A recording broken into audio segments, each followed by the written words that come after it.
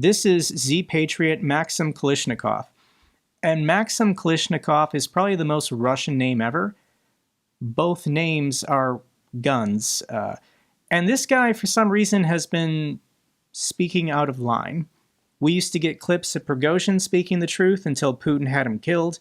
We used to get clips of Gherkin speaking the truth until Putin put him in jail. But now it's this guy. I don't know why. But for the last couple of weeks, he's been putting out videos about how terrible the war is going for Russia. When he is a Z-Patriot. He's for the genocide of the Ukrainian state. But this is what he said on his show. You understand yourself what needs to be done now because, I repeat, very, very harsh times are coming. A prolonged war will turn into an economic crisis.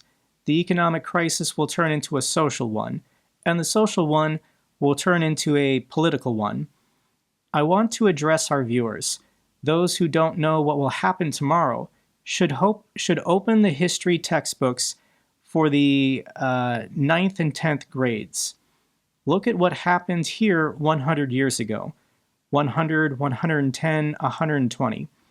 What contributed to this? The First World War, right? 3 years of war, the impoverishment of the population, discontent in the army, a decline in production, and as a result, a civil war. Well, revolution and then the Civil War. Yes, at first they removed the Tsar. They thought it would be better that way. And only later did the Bolsheviks come. If you don't believe Maksim and me, then read a history textbook. That's not something that Putin encourages. World War II history only. Pretend like World War I and the Bolshevik Revolution never happened. Just change the dates and the names, and the whole puzzle will come together immediately, I assure you. Yura, I'll tell you that 3 years of an unpopular war is the limit. I've read memoirs that say, after 3 years of an unpopular war in December 1916, the first refusals of Russian troops to go on the attack began. What, the merchants are partying back home, while we're supposed to go under machine gun fire. This is the end of 1916. It already started 3 months before February 1917. It's clear that the guys, well, then the bread shortages started. Nevertheless, this had already happened in the past.